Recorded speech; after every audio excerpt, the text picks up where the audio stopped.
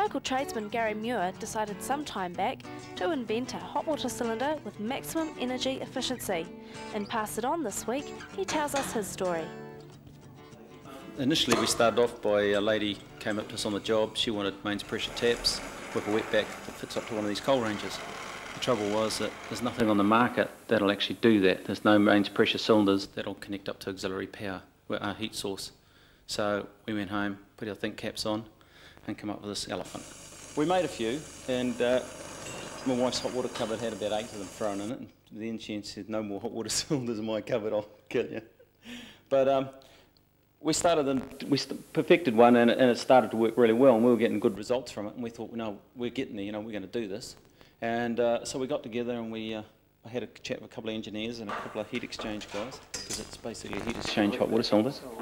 And we got it together, and now we got it working. And it took a lot of hot water cylinders and a lot of copper and a lot of scrap and a lot of frustrations, but we got there in the end.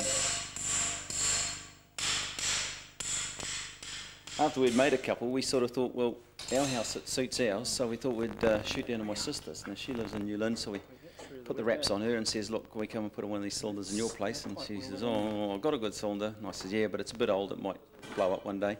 So we walked into her house and attacked all her cupboards, and now she's got an elephant in her cupboard. And her shower works brilliant now compared to a low pressure system where it just pedalled out. It comes out really strong, and no, she got no complaints at all. She's happy and she's on just straight electrics. So you can just hook them straight up to electrics if you wish. Your main water comes in your water main, in through your main supply into your coil, goes through our coil, and then comes out through our coil here, down through here, through a mixing valve, which is the councils make us put in, which is a tempering valve, so that you don't get scalded water coming out and burning you.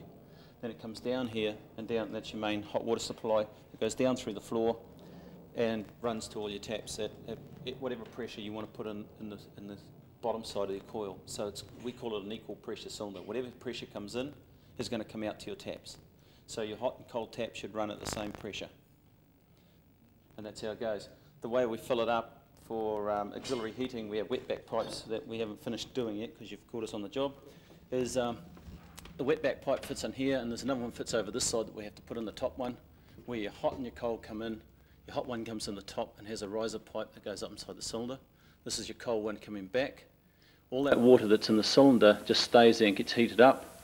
And if you happen to boil it over with a good sized stove, or your wetback's working really well and you haven't used a lot of hot water, well then this pressure reducing valve here will allow, when you boil over the roof through the vent, your cold water will enter back up here and fill your tank up and just top it up. So you actually never run out of hot water in the actual body of water around the coil, so it's always heating it up.